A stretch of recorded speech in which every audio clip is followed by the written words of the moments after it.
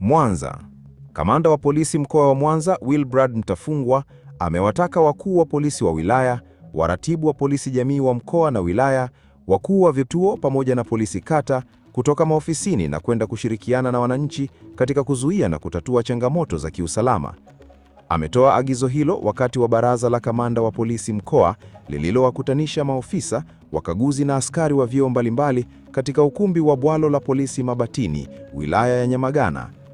Akizungumza katika baraza hilo, Mtafungwa amesema maofisa na polisi kata wanapaswa kuwa karibu na wananchi kwa kufanya mikutano ya mara kwa mara, kusikiliza kero zao na kushirikiana nao kutatua changamoto kabla hazijageuka matukio ya uhalifu.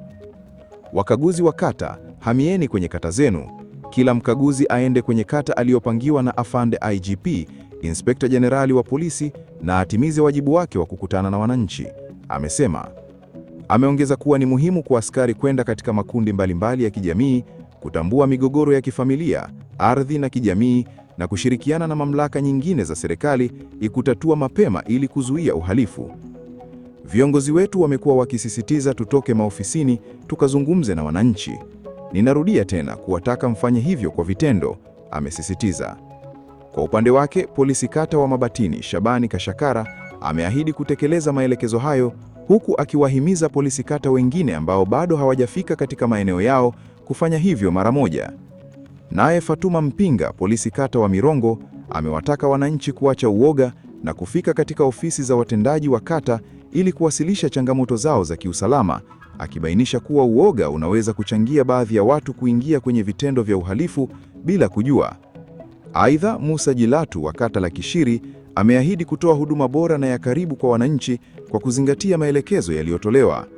Wakati huo huo, Kopro Stella Limo wa dawati la jinsia na watoto wilaya ya Nyamagana amemkabidhi Mtafungwa tuzo na vyeti alivyopokea Aprili 25, 2026 kwa kutambua mchango wake katika ustawi wa jamii.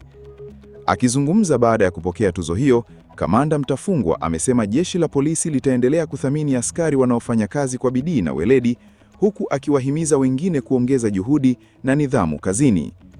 Kwa mujibu wa mkuu wa polisi wilaya ya Nyamagana, Virginia Sodoka, Kopro Stella ameonyesha umahiri mkubwa katika kutoa elimu kwa jamii, hali iliyosaidia kuleta mabadiliko chanya na kupunguza vitendo vya ukatili.